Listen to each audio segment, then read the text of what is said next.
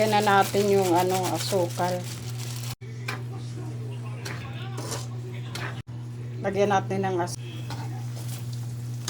lagyan natin yung anis.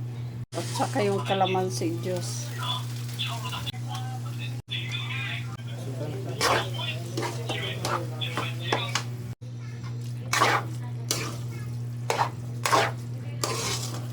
Mahirap lang yung pag-ukay.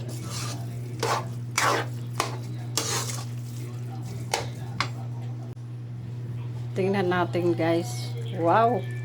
Paininan ko muna. Ang bango na may dahon ng saging. Oh.